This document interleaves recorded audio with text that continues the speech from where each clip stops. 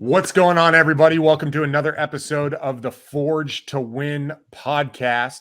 Today is freaking awesome. Today I have Phil Blake. Now, Phil Blake is a rock star in Michigan. I just met him recently at an event, and Phil has got a lot going on. He's doing 100 plus properties a year. He's doing virtual wholesaling. He's got an entire team that he has set up to run his business, so that way he can work on the business rather than in the business. And he's really offered, specifically in the Detroit area, he's just a mentor to a lot of these other people who are getting into real estate and just a big player in the arena. And so I'm super excited to have Phil on today to share some of his secrets, his story, how he got here, and really how he's taken it just outside of just right around the corner in a county that is within 30 minutes to literally virtually investing in another state. We're talking like North Carolina, 3 counties over there, not going to the properties every day, right, and doing deals. And it's really, really cool stuff. So Phil, man, welcome to the podcast, bro. How are you? I'm doing well, man. Thanks for having me, brother. Appreciate it. Absolutely. Well, let's jump right in. Why don't, for people who don't know you, for my audience, what does your business look like right now? Like what's the structure? How many deals you doing? What does that look like? All right, so excellent question. So we get right to the meat and potatoes of everything. Yes, sir. So it's a very simple model. I think there's a complexity when you have something that's so simple, but our model isn't something crazy. So we virtual wholesale. So we have a marketing division that brings in prospects. We have an acquisitions department that reviews those prospects, those leads, looks to get contracts under, looks to get properties under contract. Once we have that property under contract, it goes to transactions and dispo, where we look to either wholesale it or buy it or dispose of the property, if you will. And that's pretty much it. So that's the departments, as you mentioned. From a personnel perspective, yeah, it does get more complicated. Like I said, there's a subtle complexity here. So marketing, we have a whole operations teams that's their job is to keep leads coming in, and not just any type of lead. We'll bring in all leads, but we want to focus on the leads that are warmer or hot. So we qualify those based on the temperature. That goes to a certain person or to a certain position in the acquisition department. If it's a colder lead, they'll talk to someone who's more of a qualifier to understand, like, hey, where are you at in your journey? Are we even a good fit for you? So that's if it's a colder lead. If it's a hot or warmer lead, like, hey, somebody's ready to sell right now, we can actually serve them and add value to them. That's going to go to more of a closer role, where they're going to make sure we're addressing their situations. We always operate from win-win positions, right? So we want everyone to be happy at the end of the transaction. So once we're able to make that happen with the closer, they get the property under contract. That goes to transactions, who explains the step-by-step process. They're pretty much that seller's or that client's concierge. So if they need anything, they're really their step-by-step. Here's what to expect. Here's what's going to happen. We always set those expectations. Our dispo, when we're going to wholesale a property, we have a dispositions rep who essentially is responsible for that, contacting buyers, the right buyers. And again, we're all operating from a win-win perspective. We want to make sure they get a good property that works for them, and that way it's overall just a beautiful thing. So in that operation, is that mainly wholesaling? Are you doing? Are you taking down a lot of these properties? What does that look like for you from, like, say, percentage of the deals you're doing? Are you doing cash only, creative? Like what types of deals are you doing? Good question. So if you would have asked me that question a year and a half ago, so historically we're wholesalers. Okay. We get the property contract, we're wholesaling them left and right? And that's how a few years ago we were able to hit 100 deals. We were just wholesaling left and right. But at the end of the day, from a business strategic perspective, that's not always the best choice to make, especially when you're getting properties with so much equity. So over the past year and a half or so, we've really taken the focus to acquire more. So to answer your question in short, we're probably at this point about 50-50. It's about 50-50 wholesale and 50-50. This is all just on the residential side, 50-50 that we keep. And we'll buy them, fix them up, and then refi. So just following the bird strategy. Nice. Dude, that's awesome. So, I imagine, I know when I was new, right? And I'm looking at some of these guys doing bigger processes like what you're doing. Mm. And you're doing a lot of properties, right? This ain't no chump change. Like some people barely do 20 properties in their whole life when they're investing in real estate, right? Like you're blowing past that in a year. How do you stay disciplined with that? Like I imagine that's got to be a lot of stress or just a lot of interaction. How do you stay disciplined, or do you feel like you've simplified it where it's actually been easier? What does that look like in your organization?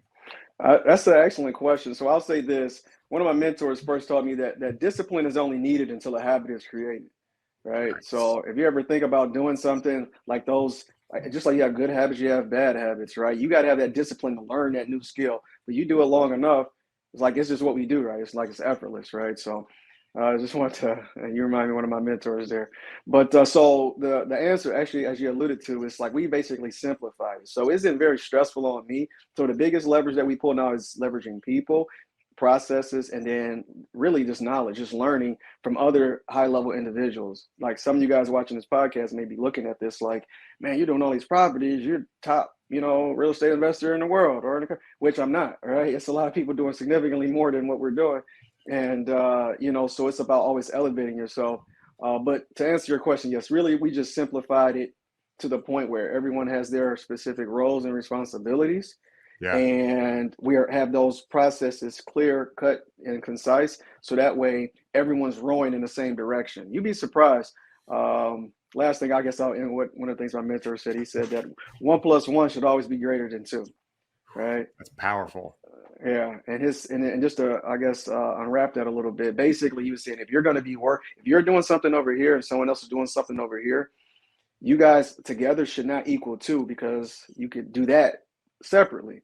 You guys start to create this what's it called, a synchronicity or whatever you want to call it, to the point where that you're doing this and I'm doing this. As long as I do my thing really well, you do your thing really well, and we have the same goals and we have our clear-cut KPIs or actions, we're actually going to get further than we would have gotten if we were separated, right? So that's the biggest thing. And you start having people that understand that and are willing to play their position. It's a team sport, and these things don't become, they're not as big of a deal as you would think. Yeah, and I like to say, especially the guys that's like 1 + 1 should equal 5. Yeah, for sure. Like if 1 + 1 can equal 5, and you could argue or greater, then what we've done is we've taken, if I have a long-term goal and you have a long-term goal, and we can say, you know what, do these two things align? And like you said, you got one guy who's a quarterback and you got another dude who's a catcher. You're both trying to get a touchdown, right? And you're trying to get 15 touchdowns. And if I'm good at mine and you're good at yours, and we sync together, we should be able to do more than trying to do it on our own. And so, man, I think that's really powerful. And I think a lot of people, they're scared of that. And, even in knowing you just for the little bit that we've connected and, texted back and forth and meeting at the event, I get this sense of, man, I don't want to compete. I want to collaborate, because in that collaboration, there's power. And I think a lot of times when we're like, I'm going to compete against someone, it's almost limiting. You know what I'm saying? Like it's almost limiting rather than be like, how can we work together? Yep, definitely. No, I 100% agree with that. So, I mean, I'm glad that you got that from me, because that's something that I'd exude. It's like, that's what I believe. I don't think that competition, I know that it exists, but I don't think that's something, it is a lack of abundance mindset. Like some of the groups and masterminds and things that I'm in, there's individuals that we're in the same markets. And these are my friends, right? That we hang out, we share ideas, etc. And you would look on the outside looking in and say, oh, they're in competition. These are two competing companies. And while that may be true, we work together on deals. Hey man, you got this deal. How can we work this out? How can we make some money off of, how can we both go forward and progress together? And that's a powerful thing. I think collaboration is key. And a lot of times, especially with like newbie guys who are getting into it, they may not know a lot and they're trying to figure out what they can do to make the money as quickly as possible. Usually one of the things I tell them is that you need to find someone that you can JV with. Yeah. You do a joint venture that you can grab on someone's coattail. You get in there and provide whatever value that you can in exchange for learning how the process works, and you actually pick up speed when you do that. And that's all really what mentorship is at the end of the day. When you have a mentor, you're basically bypassing levels. Imagine playing Mario, right? You don't have to start at level 1. You get to start at level 5, and then you get to skip to level 10, and you're gonna have your bumps and bruises that you get, but you don't have to. It doesn't have to be as slow. And this is how you get guys that exactly. And this is how you get guys that are younger. A lot of people look at me and say, "Oh man, you're pretty young for the success that you have." But this guy's is significantly younger than me. That's doing really big things because they've invested in speed, and that's getting knowledge from the right individuals who may have had what they need to go far. So, dude, I love that concept of speed. Just straight up, like speed. One of the guys I really like to listen to, and I read in his book, he says, if you're going to overdose on anything in your business, overdose on speed. Do not compromise, right? Because yeah, you could potentially wholesale a deal if you're brand new, and you could potentially make more money. But dude, Phil, in my case, when I first started, and I'm gonna want to get into your story. When I first started, I got a really good deal that I put under contract, and I was trying to find a buyer, and I did, and I wholesaled it, and I made $3,000. Okay. If I would have had that deal today, like same number, same ARV, everything was the same, I would have made nearly 30 grand. Yep. And if I would have come to a guy like you as a newbie and said, yo, Phil, I got this deal. I don't really have any buyers. The numbers look good. I picked it up at, 62 cents on the dollar. Do you have someone? You might have been able to sell it, and that would have turned into a $32,000 assignment fee. And if we split that deal 50-50, I'd have made 15 grand instead of 3, because another guy was like, well, and then I was nervous. And so really that potential is there. Guys, go back and listen to what Phil just said, because it's so powerful, especially if you're trying to get in the game. Like, relationships create rocket fuel. And that rocket fuel does exactly what he says. It takes you from starting at level 1 and jumping over all that stuff and spending that time. And what could take you 3 years, you can do in 2 months by literally just hanging out with a guy like Phil. And him being like, dude, I did those 5 things. I effed all that stuff up. Do this instead. You know what I'm saying? And exactly. You'll rocket fuel. So, dude, that's really good. Yeah. I want to go back to the beginning, because I imagine that you weren't always here. Oh yeah. Right? Sorry, didn't. Yeah. Like absolutely, we came out of the gate swinging. Yeah. But I know that, kind of circling back, like, where'd you get the bug? Where was it like, yo, this is going to change my life? Like, where did that start for you? Were you working somewhere else? Is there another entrepreneur? Like, what was that journey like where you noticed real estate and you're like, man, there's something here? Okay.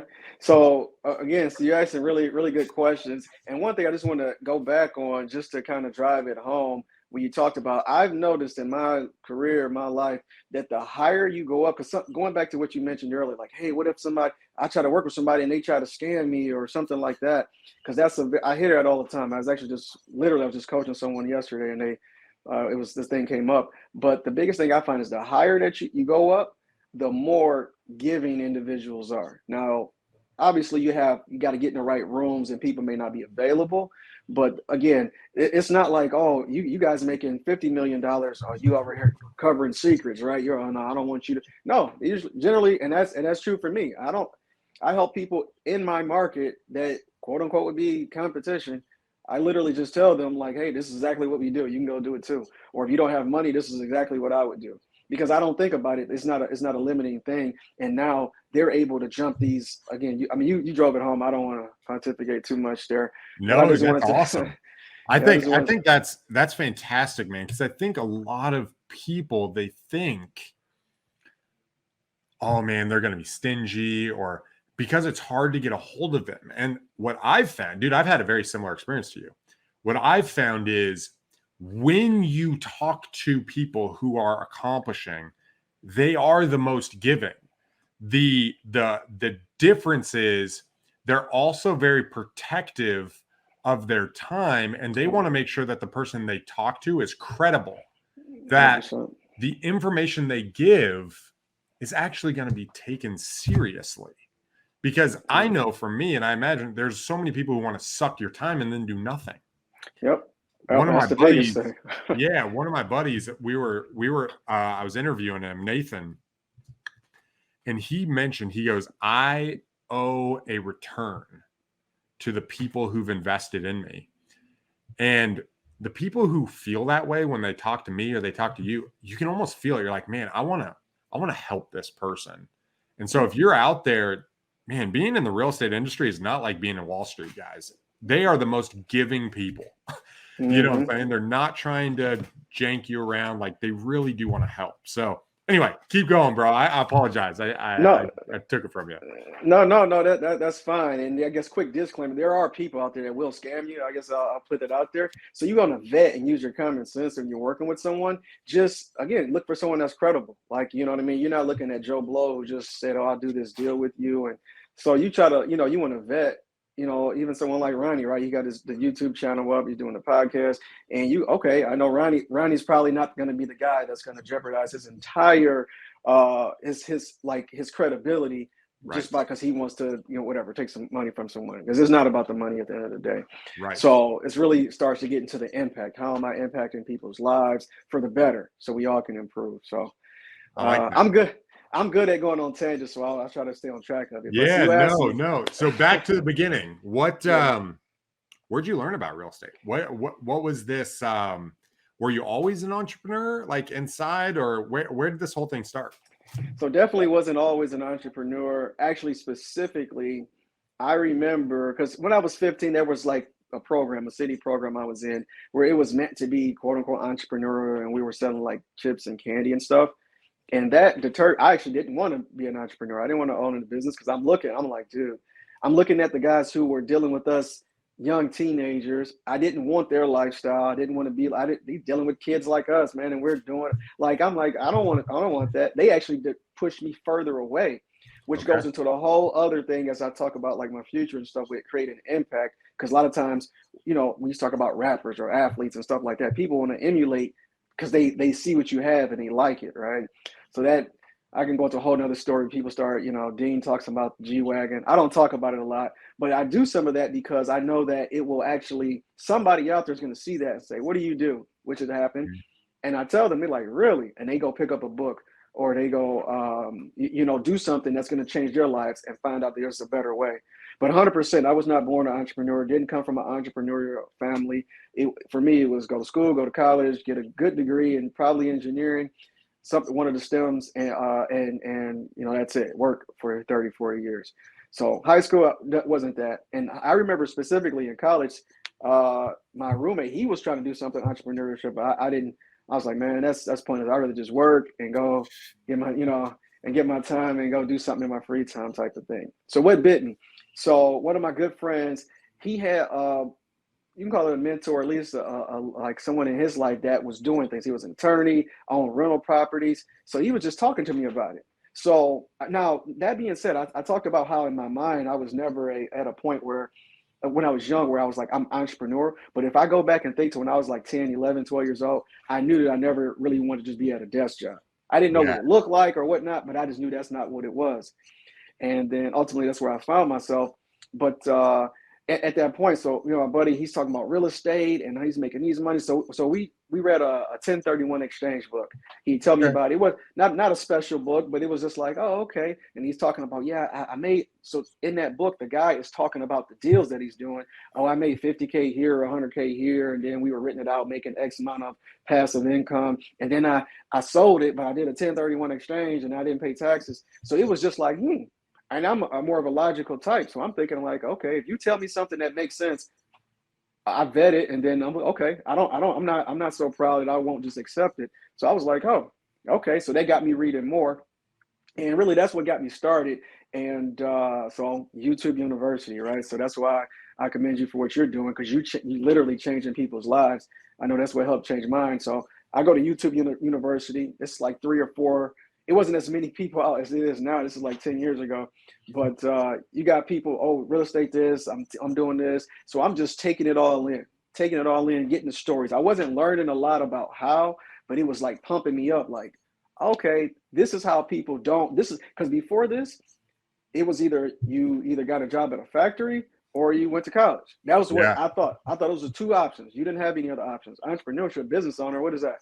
Right? So now they're talking about this is how you can do real estate. And this is how you can make 50K in a month or 2 months or something with only a few hours worth of work. So I basically ended up picking one of the mentors that resonated most with me.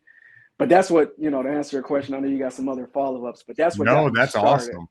awesome. Who'd you choose, if you don't mind me asking? Yeah. His name is Phil Pustiowski. He actually still coaching now. Okay. Nice. Phil's a really good dude, and he taught me how to do all type of deals, creative, and all this stuff. So he's a really good mentor. But what I want to focus on is the mindset, and he's been doing it at this point. He's probably been doing it 25 years, at least 20 years. So you got to think. So going back to our point earlier, I was at a point where I didn't know what I didn't know, but what I did know is I didn't know enough. You know what I mean? Yep. So, and that was just like an extension of my personality. And this is where we're going to talk about. So it's not wrong that you don't get a mentor. So I don't like to just tell people this is what you should do. I say this is what I would do, and here's why. But I'm going to give you a side by side. That my friend, right? Still my friend to this day. We're both successful in real estate. He's an attorney and a lot of other stuff. But we started at the same time. We had two different personalities. He was more action oriented, and this, like a lot of stuff I talk about, is not just about real estate. This is keys to success in general. And one of the keys is knowing yourself. And I didn't know it at the time.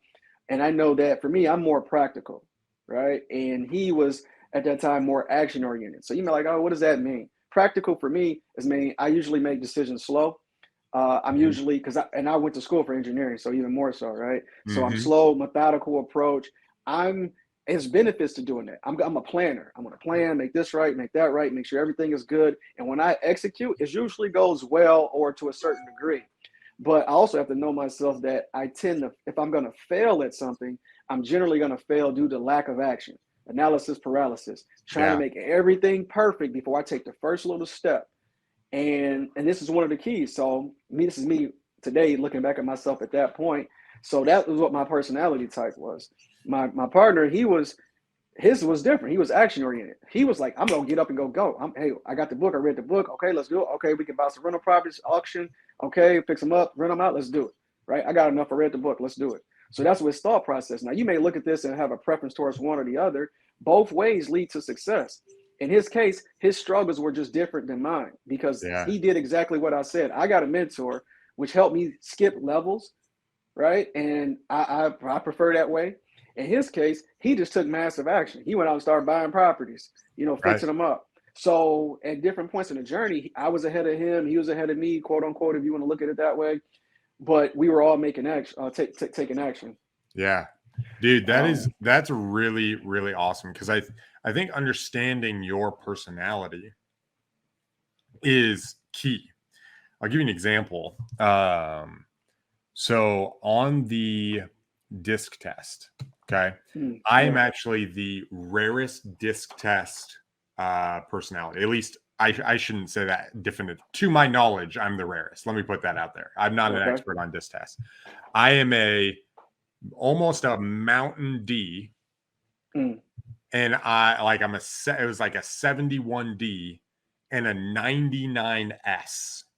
Wow. Okay. Typically S and D do not go together, right? It's like you're one or the other. Yep. And so what that does is it makes me a extremely high driver, but I also really don't like conflict, right? Like I'm really like sensitive and people oriented and relational oriented. And so what that's happened in my own journey, like what you said, is I'm your buddy, right? I'm gonna go out and take massive action.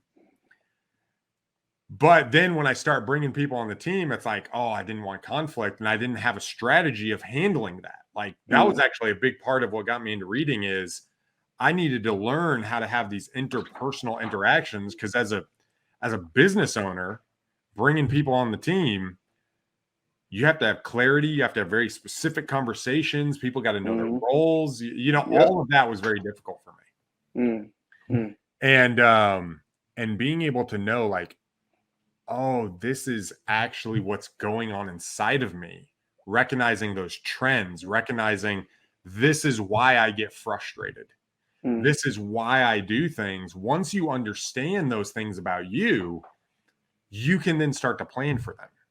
Hey, this happens. This is my normal downfall. This is actually my strength. Mm-hmm. You know, because this is my strength and this is my downfall, this is how people interpret that. Yep. And as you start learning yourself, it's like, oh, this is why I'm rubbing people the wrong way. Or, oh, this is why people get away with lack of performance. And there's a small little book by Peter Drucker called Managing Oneself. Oh yeah, 100%. Dude, that book changed my life, bro. Yep. Like, just understanding that, oh, it's actually hard for me to sit down and take notes and write things out for 2 hours. It's easier for me to just speak to somebody and they take notes and get the thoughts out of my head. Yep. Once I learned that, it helped me go to the next level, which it sounds like for you, just knowing yourself and then having someone give you input. Dude, that's awesome. So you started off, you and your buddy, you got a mentor, and you started building this real estate company. You're in Detroit at this time, is this right? Yes. So you're in Detroit. What was something that happened along the way? I mean, what did that first do? When did you get started? I quote unquote started in 2013. Okay. I got my first mentor in 2014. Nice. Okay, so 2014. That's awesome. That's actually I went full time here in 2013. So nice.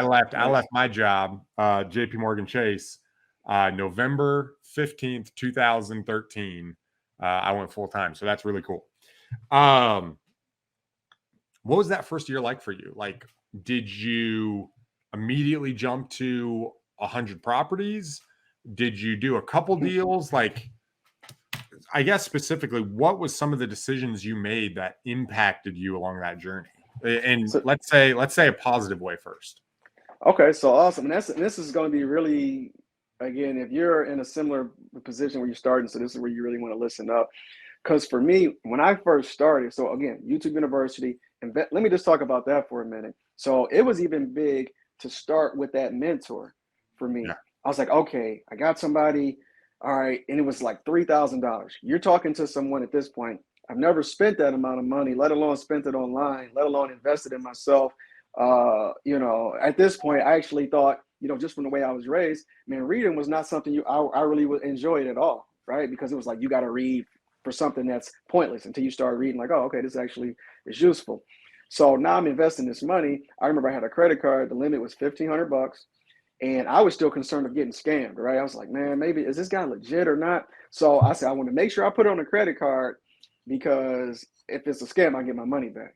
So I maxed my credit card, paid it, maxed it out again. That was how I got my first mentor. And it was a big step for me. It was like, man, what did I just do? All right, I'm really in it now and committed. But that's a big thing. This is why people charge for things. So I can go off. I'm going to try to stay focused on the point. But this is why people charge for things, right? Not necessarily because, we want to charge all this type of money, but it's really to make sure you're getting around the right type of person, but also to make sure that you're committed. When you pay for something, like what you pay for is the value that you take from it. If you get $100,000 worth of value for free, people treat it like it's worthless. Yeah. If you pay $200,000 for something that's going to make you millions of dollars, you're like, hey, I'm in it one way or the other. So you treat it like it's worth significantly more than what it is, and it actually is a thing for you to be able to succeed further. So actually, in my opinion, when you charge for different things that's going to help improve people's lives, that's actually for them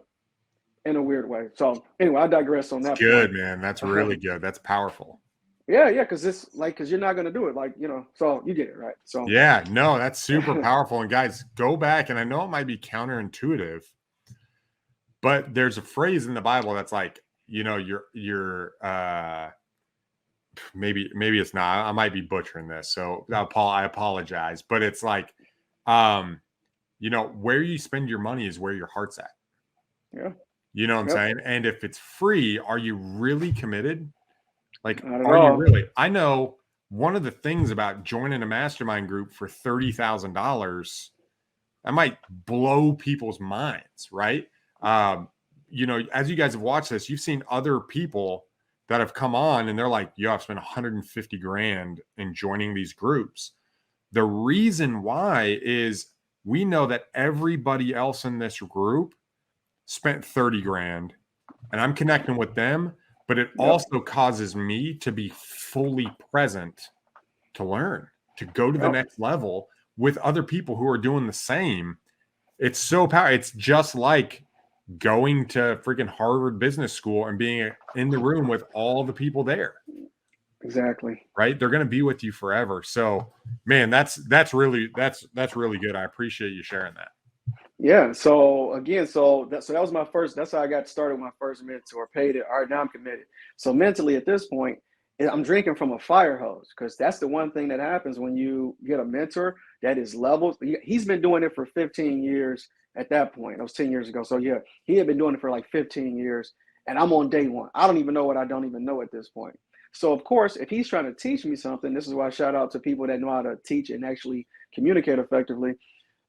It's like of course it's gonna be a fire hose. He's thinking millions. He's making millions. He got property. He's been doing it's stuff that he's forgot that's not even important that he's did that I'm looking like, okay, what was that word? So it's like I'm drinking from a fire hose. So at this point, all right, you got to set up the phone system. You gotta you gotta have your CRM this and that. So everything that he's telling me that as minute as it may seem, it's like drinking from a fire hose. I started to get overwhelmed a little bit because I'm like, all right, I gotta do this. I didn't even have something that's gonna help keep me organized. So I'm learning like the soft skills, like keeping like your thoughts organized, getting an external brain so you don't have to remember everything. Because if you give me something now, it's gone if I don't like document it somewhere.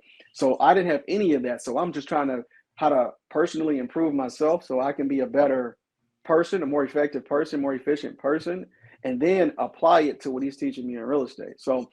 Again, this is where it's going to be inspiring for people. So for me, I didn't make money in real estate for almost 2 years, right? So just to give you guys in perspective, I'm working full time. Long story short, I was actually hired as an engineer before I graduated, kind of. So I was a technician, but I was doing the engineering thing. So I was working full time. I was actually still in school for a time for mechanical engineering. So my day was wake up at 5:30, 5:45, get up, go to work until sometimes 3, 4 o'clock, sometimes 7 o'clock.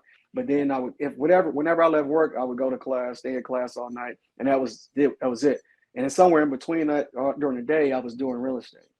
So not only did I have the time restriction, I'm taking in my mental RAM is becoming full because I'm taking in all this new information that I didn't even know that I didn't know. So all that stuff is coming in, and but I'm taking action. And then I look back and I know there was points where I was like, man, I was taking slow action or I'm making mistakes. Even with the mentorship, I'm still making mistakes because you got psychological blocks, mental ceilings, stuff that you never did before. So it's hard, even though it's only hard because you never did it, but it's actually kind of easy to do or simple. So I'm dealing with all that stuff. So fast forward, and it wasn't like I was doing nothing for those 2 years. I'm implementing, I'm calling, I'm grinding, I'm making these phone calls, cold calling people. I'm doing all of this stuff. I'm even going out to properties. I'm following scripts and doing all this stuff and getting properties under contract, having people snake deals from me, having realtors snake deals from me and trying to steal clients and stuff. So a lot of stuff can happen, and I'm getting to the point where for those couple years, just about, I'm failing forward. But at the time, it didn't feel like this. I'm failing at literally every point you can imagine in a deal. So by the time I got to the 2 years, I was like, I knew real estate. Like I knew quite a bit about real estate. I knew about creative deals, fix and flip, how to wholesale. I knew how to do all these different things. I just had never really made any money. So it's like, what are you doing? Type of thing. So ultimately, what happened is I got low. I'm real big into health, so I had a health consulting business that I was like, because that was something I enjoyed doing, just talking about health and getting people to improve or whatnot. So it got to a point where you start to look, and I was making good money, pretty much right around 100K a year, and so I had some extra cash. So I'm looking at it, and my family, I'm just giving you guys perspective of where I'm at mentally. In my family, I had already made it. You did everything. You went to school, you graduated, you got a mechanical engineer, or you get a mechanical engineering degree. You got a job, you making six figures, you early 20s. I'm doing quote unquote what I think is the right thing. I live in my mom's basement. I don't have no expenses other than gas and maybe I think I was paying a phone bill. I didn't have any expense. My car was like 12 years old, I think it was. So I'm literally not only paying for the mentorship, but I'm all my time and I'm all my excess cash is going into the marketing, this system set up, getting leads, stuff like that. So here I am almost 2 years in. You look up and say what I got, and you say, damn, I would have been a lot further ahead if I just did what my parents said. And I had great support, so they didn't, it wasn't like they were like, oh, you're doing that thing, you shouldn't do it. So I didn't have to deal with that issue or that trial. But that's where I'm looking. I was like, man, it's 2 years in. What the hell am I doing? Type of thing. So it gets very, when you start, it's like cold calling. When you hear all these no's and these hanging up on people in your face, when one mentor would tell me that builds character. But when you hit, it's like is it demeaning? Not demeaning. It's like it's demoralizing. Yeah, demoralizing, 100%. Yes, you're like, dude, how the hell? And then you get to the point where I'm talking about. I've had deals. We closed today at 1:00, failed. Something happened. Seller got mad. And you're just like, dude, come on now, right? Right. Oh, this guy, you just stole $20,000 from me or whatever. So that happens. So you get that happen. I remember I got to a point where it was like, I keep saying 400, but I don't remember exactly how much, but it was like $300 or $400 that I had left in one of our marketing channels. And we're paying $150 for one lead. And I don't remember exactly how low it go, but when I look back on it, I think to myself, it's like, man, yeah, that was probably about the breaking point where I probably wasn't going to be able to really keep putting money into it. Yeah. I couldn't afford it. I was doing everything, credit cards, putting all my excess money into it. So I remember the lead came into it, and I told this story, so Ronnie knows this, but the lead comes in, and I was at this point, mentally, I was expecting failure because that's what I always got. So a lead comes in with the last leads. Lead comes in, talk to the seller. All right, I take them through the scripts that I know. I've been doing it, so I know how to do it. It's just, can I get to the finish line type of thing and make some real money? So lead comes in. Oh, it sounds like a good lead. He's motivated. Okay, how much he's asking? Oh, he's asking $50K. Property is probably worth 150, 130, maybe 130 to 150 when it's fixed up. Yep. Okay, let me set an appointment. I was still going to property. I'm doing everything myself, by the way. So I was everybody, right? And so I go to the property. I'm thinking that I'm gonna get there. He gonna cancel the appointment on me. He sold the house to somebody else already, or whatever. I get there. He hasn't done any of that. We talk. Okay, we negotiate a little bit. He not gonna accept the offer. He accept the offer. Oh, okay. I got in the contract. Been here before. Let me start the process. Start trying to market the deal. Let me get a claim of interest filed and all this stuff. And I'm literally just like, something's gonna happen. He gonna get pissed off when I market the property. Somebody's gonna call him, offer more. He's gonna snake me or just vanish or whatnot. Right. And all that stuff is happening every point of the deal to the point where I was just expecting it coming, all the way up to the point of closing. So ultimately, I think that deal only really closed because he needed me just as much as I needed him. Yeah. He didn't realize that, because I remember the day of closing, just to kind of fast forward through the story, one of the days we're supposed to close, we end up getting pushed back. And this guy calls me like, oh my God, I knew it was too good to be true. I knew this wasn't going to happen. Man, I just knew this was, he was distraught. And I just told you where I was at mentally. I'm literally thinking the same thing. Like, yep, there it is again, something else. But I knew enough to play it cool. So I'm talking to him like, hey, you know what, this happens, things happen. So it's a little delay. We'll be able to close in the next day or two. And I'm keeping him calm, being the voice of, well, inside, I'm like, yep, you just don't know that I've been through this like 50 times already. Right. You know what I mean? But I'm keeping calm. And lo and behold, we end up closing the deal. I think that deal is it's like $42,000. Got under contract for 50, and we sold it for 92,000. Nice. And so that's when they're like, all right, the floodgates open. Now I'm replenished at that point. I'm going into work like, oh, you know who I am? You know what I just did? You know what I mean? Yeah, bro. I just made 42,000, man. That's who I am, man. You know what I mean? Type of thing. So that kind of is like, the first couple of years and really getting to that point where, boom, now I just broke through this mental ceiling. And by the way, the reason why I think I had so many issues was, one, just through the things I didn't know, like psychological blocks. And I think when you have psychological blocks or ceilings, it blocks you from seeing certain opportunities. So I think that happened. And then I think it was a lot of that. But point is, when I broke through that ceiling, it was like, all right, I can actually do this. And all of a sudden, I started closing 3-4 deals. I'm starting to do it because now I believe I can do it. This is why I push so much like manifestation, being understanding that you got the power and that where your mentality, where your mindset is at its key. Guys, So that was the beginning. go back and re-listen to that, because real estate is a mind game. If anything else, especially when you're new, you got like, it's a mind game. And that first win, like that first win changes your life, because just like what you said, and that doesn't sound like your first win, but there comes a point and there's seasons where it's like, dude, I can't remember what year it was. It was like I did a deal. It was like November, or maybe it was even October, like late October. This was like 4 or 5 years ago. Okay. And all of a sudden, it was like 5 months before I did another deal. Right? It was, and I had a team and everything. We were doing a ton of direct mail, and it just like dried up. And I didn't understand. Like, I was freaking out. I'm spending an insane amount of money on direct mail per week. I got my clothes. I'm upset at everybody. And it was like the spigot just, it was very similar to your story, man, where the spigot just, I think it was like early February, we did a deal and it just like came back. And there's seasons in business where that can happen, where all of a sudden it's a mind game, and you got to maintain that belief. And guys, if you're going through this and you're getting value, like, hit the subscribe button for me, right? Go follow, go look Phil up, and follow some of his stuff, because he's been doing this for 10 years and he's got an organization that's virtual that he's pushing. Like, look up some of this stuff. Share this to somebody you know that is either in a spot. If you're in that spot where you're just like, man, can I do this? Is it really for me? We've been there. Like, there are some dark days ahead, but those dark days often precede, just like what Phil said.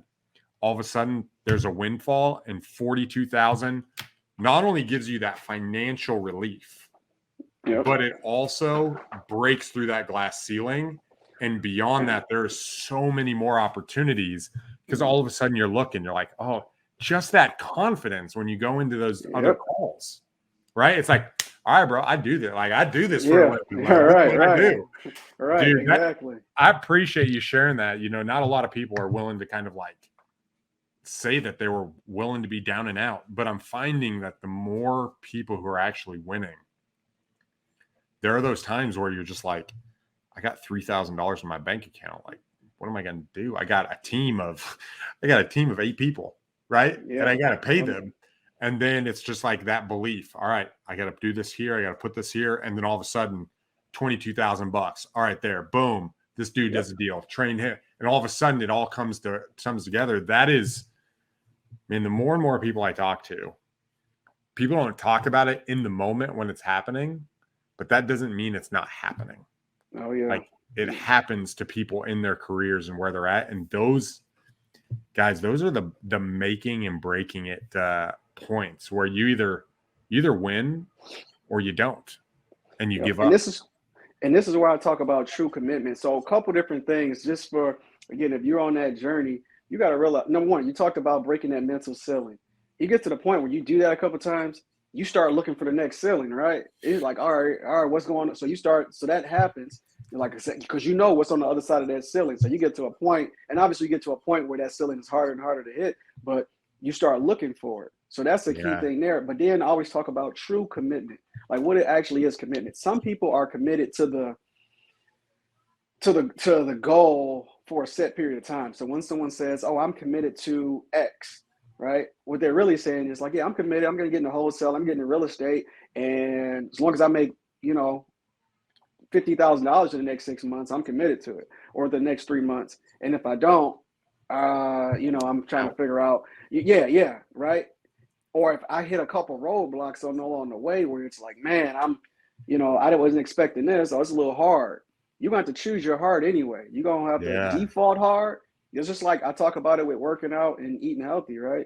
Choose your heart. Yeah, it may be hard to get up in the morning or go work out, to choose the right food that you want to eat and say no to the other stuff. That may be hard, But you know what also is hard? Is saying yes to all that junk. Let's say we're talking about diet specifically. That's the easy. You chose your easy. Then a year, 2 years, 5 years, 10 years later, now you got to deal with your hard of, hey, I'm overweight. I got this health problem. I can't. So it's going to be a difficulty. So I always recommend that you at least choose. Yeah. If you want to say, if we're understand on the diet thing, if you want to choose like, hey, I choose that in the next 10 or 15 years, I'm probably going to have some huge medical bills and all this other stuff, and that's what I choose, then that's okay. I don't have a problem with it, but just know that you have to make a choice, or that choice is going to be made for you. So something like this, like you're going to have obstacles, and you overcome those obstacles. And the more that you fail and continue, literally, and I talked about this when I spoke at Flip Hacking Live, I think it was last month, whatever's a bunch of people there, and I'm telling them it's not failure until you quit. Everything up until that point, as long as you keep going, is what we call failure. It's everything in the process of you being successful. Like when people say, hey, if you're going through hell, keep going. Because if you stop, you still in hell, and everything you've been through was for nothing. Yep. Okay. So you don't want to do that. Keep it going. And anyway, I digress. You got me. Man, that's really, really good, guys. That's I appreciate you jumping into that, because that's all that mindset stuff that we have to get there. I feel like we just jumped on, and we've been going for a while. So what I like to do is at the end of these, man, is do like a speed round of value for everybody. Okay. Just like real quick back and forth, what that looks like. So are you ready to transition? You ready for it? Let's do it here. Let me actually make sure this thing doesn't go off right here in the middle of us. All right, let's do it. Dude, all you got to do is look at this dude's bookshelf behind him, and he's got some of those top books, bro. A lot of that stuff's on my bookshelf. You got the Private Money one. You got Charlie Munger. I love it. Yeah, I think this is all there. No, I'm kidding. Nice. Man, in your business right now, if you were on an island and you could only measure one thing to tell if your business was being successful or not, what metric would you track? Ooh, that's a good one. I only got one number. One number. One KPI. It would be, I guess it's kind of an easy one, but like return on investment, but really it would be return on marketing spend. So for every ATM, when we talk about this ATM, for every dollar I put into this ATM, how many dollars do I get out? Nice. That's the number one thing. Now that's very, very high level, but this is what we call what I call a lagging indicator. I actually prefer leading indicators, which are the actions that will lead you to getting the result that you want. So I look a lot at those leading indicators. What's one of those top ones? What's some of those leading indicators? Good question. So for us, so if we're looking at acquisitions, it would be, I'm just going to take you through the whole, like their main ones is how many dials are they making? Yep. How many people are they talking to who are interested? How many offers are they making? And that's it, right? We'll get contracts based off of that. But I know that if you make enough dials, you're going to talk to enough people, you're going to make enough offers, and you're going to get the contracts. So we work backwards from there. So I can say, okay, we want to do 10 contracts this week. Okay, I need you guys to talk to X many people per day so you can have so many process calls and make so many offers, because based on the numbers, we're going to get that many contracts. So we just work backwards, reverse engineer what we want to do. That's good, man. That's really good. Number 2, what book would you recommend a real estate investor reads? It could also be a business book or a real estate book if they're getting in. If you just starting, I do like the inspirational books. Like you got stuff like Rich Dad, Poor Dad, but starting off the big thing for me is mindset. I think once you get the mindset, so it's actually not a real estate book because that's very tactical. If I give you all the tactical tools, which I had with my mentor, if I give you all the tactical tools, but you don't have the right mindset, it's not going to do anything. So I like books like Law of Success, which just made like some of you guys, I'm like, oh, I want the book that's going to give me all of the tools and the tricks and stuff. And there's a lot of them out there, but I like books like. I'm gonna interrupt you, and the reason why. So this shelf right here is the books that changed my life. If you see this little dude right there that's standing on that books, those 4 under there That's The Law of Success by Napoleon Yeah. Hill. That is the number one book I recommend. It that completely changed my life. So I absolutely love that you just shared that.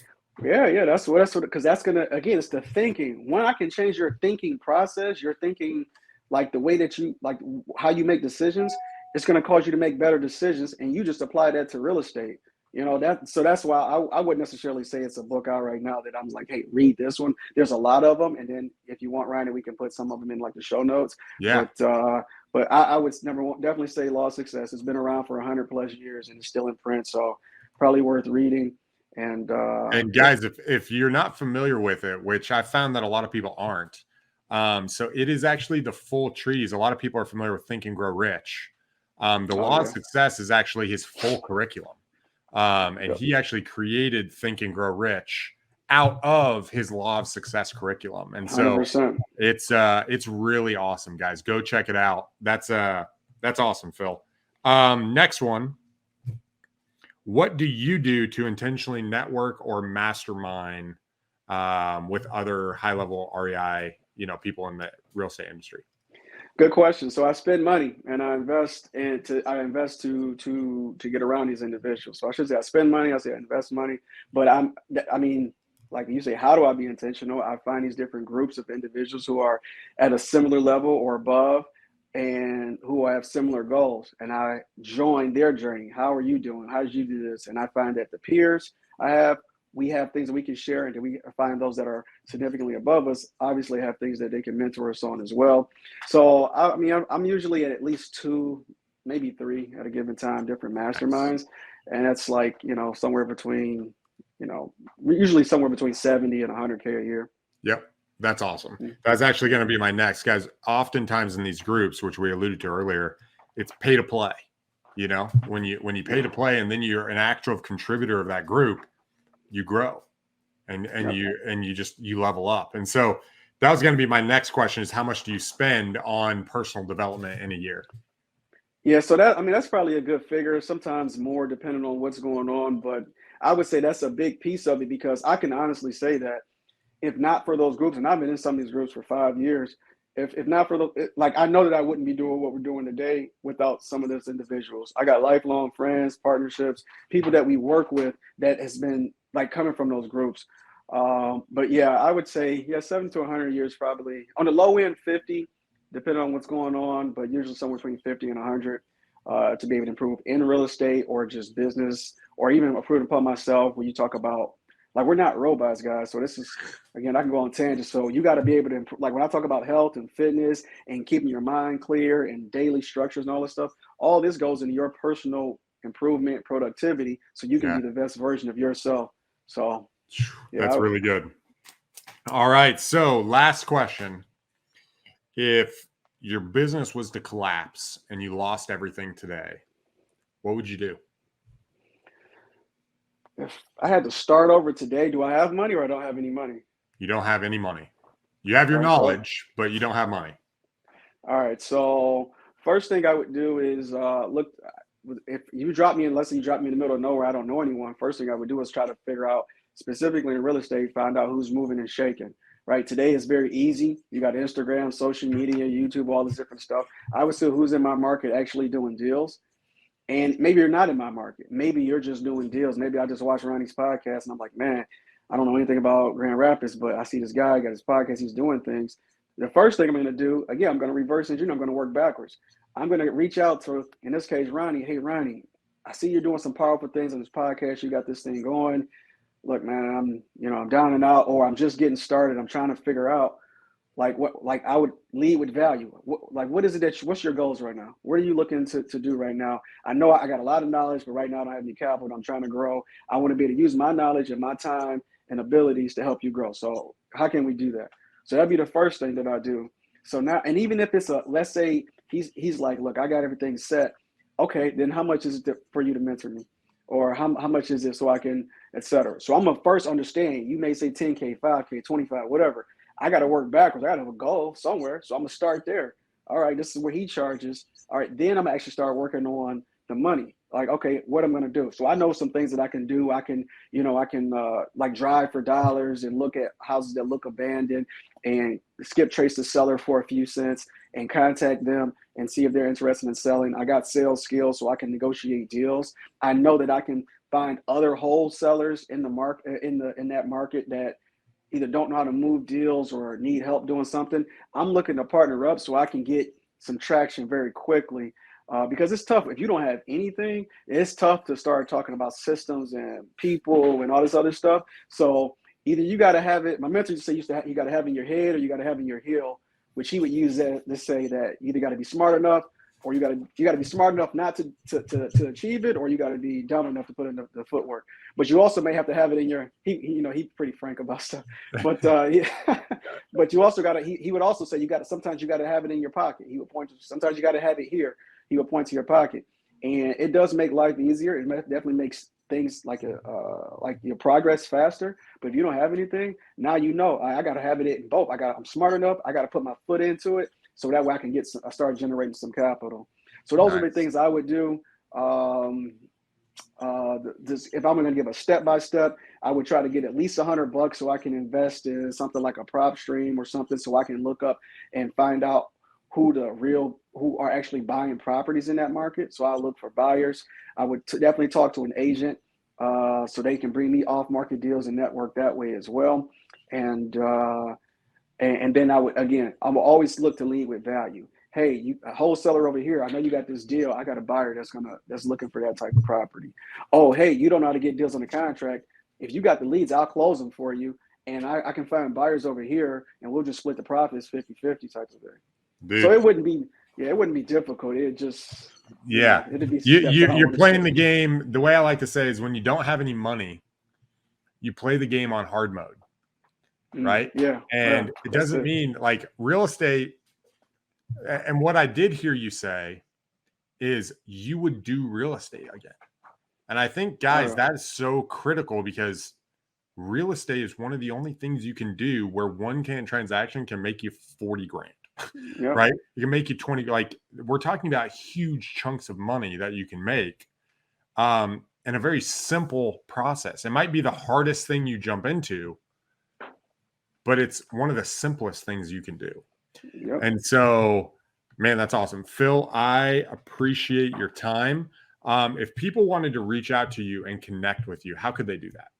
Yeah, I'll get you the links. So Facebook, just Philip Blake, and that's Philip with one L, Philip. You can follow me on Instagram. That's Philip_Blake_REI for real estate investor. And I'm actually doing a lot more now where I do lives and I talk about different things. Because again, one of my things is I want to impact the community and positively change people's lives. So I'm doing more there, and yeah. Awesome, man. Well, Philip, thank you so much for coming. Guys, he dropped so many nuggets. Go back and rewatch what he did. Hit that like button and that subscribe button. Help us out there. And then come back. We've got more amazing people that we're interviewing with their systems, what their journey was like, and how they are getting the financial freedom that they're looking for in their life, and what that takes from a mindset, from a how-to, and from a skill set. So, guys, keep tuning in here on Forged2Win. Thank you guys so much. Peace.